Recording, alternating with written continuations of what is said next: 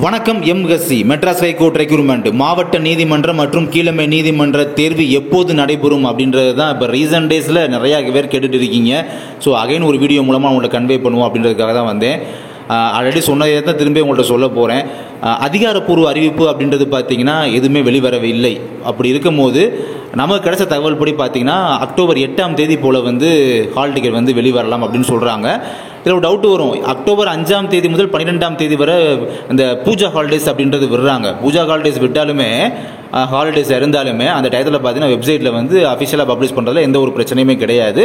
இதுக்கு சம்மந்தமே கிடையாது. ஓகேங்களா? அப்போ அக்டோபர் 8ஆம் தேதி போல் வெளிவரலாம் சொல்லி நம்ம எதிர்பார்க்குறோம். ஓகேங்களா?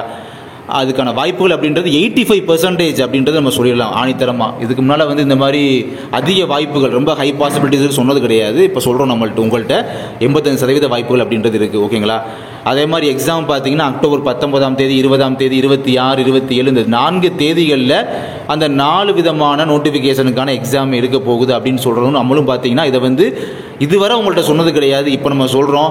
அதாவது இதுக்கு முந்தைய வீடியோலையும் சொன்னோம். என்னென்னா 85% பாசிபிலிட்டிஸ் அப்படின்றது இருக்குது. இதுக்கு முன்னாலாம் பார்த்தீங்கன்னா 50-50 சான்சஸ் இருக்குது, 50-50 தான், அல்லது 60% சான்சஸ் இருக்குது. அந்த லெவல் வரை சொல்லியிருந்திருப்போம். பட் இவ்வளோ அதிகமாக சான்சஸ் இருக்குது, 85% லெவலில் சான்சஸ் இருக்குது அப்படின்னு சொன்னது இல்லை. பட் இந்த போன வீடியோலையும் சொல்லியிருக்கோம். இந்த வீடியோலையும் திரும்ப அகைன் உங்கள்கிட்ட ரிப்பீட் பண்ணுறோம்.